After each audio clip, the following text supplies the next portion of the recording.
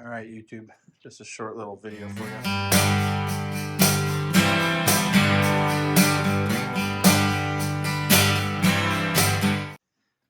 Bought this last summer to mow. We got a little over half an acre to mow here, and I mow about 4 or 5 other yards for friends and family. So picked up this bad boy. Ran into an issue today. Some of the yards are pretty bumpy, and machine was running fine. I got off to help my daughter reload the string in the string trimmer, and no matter what happened, I could not get this thing to start. The solenoid would not go to start, and I figured it was a safety thing. And the way this machine works is you have to be in the seat. There's a seat switch, and then the drive levers need to be in neutral, and the parking brake needs to be set. And then you can turn the key, and it'll start up. Also, the PTO needs to be disengaged. Double checked all of that. I'll actually show you the clicky clicks here. So the key is on. If you listen real quick, careful. Maybe not.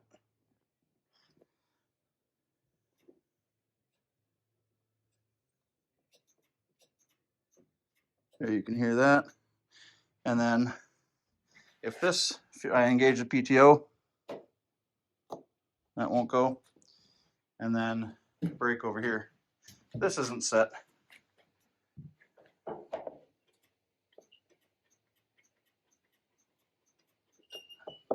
Anyway, all of those things were set, and it still would not kick over. So just doing what I did, we were able to test each of the safety mechanisms. We can hear the relay click. So on a whim, I decided to open the seat up. Hang on a sec.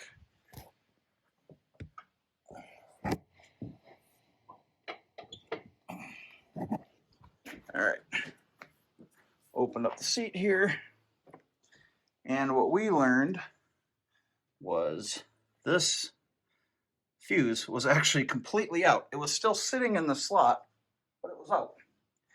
And wouldn't you know it, that happens to be the starter relay fuse. So if you've got one of these and you got some bumpy terrain in some areas, and you notice that your machine doesn't want to start, there you are. Didn't take too long to diagnose, but had I not thought to pull the seat up to look, would have been very frustrating. Just a couple other notes. This is a Kubota. It's a Z251, 25 horsepower Kubota motor, 747 cc's. Took me a minute to find these, mostly because I'm a guy and don't read directions, but your hydrostatic transmission bypass, there's 2 of them, 1 on each side, and that just pulls up and you slide it backwards, and that lets you bypass your HST. So really like this machine. 54-inch deck is perfect. It fits on that trailer right there, just dandy, and make quick work of my lawn. So there you are. Happy Saturday. I will catch you guys on the flip side.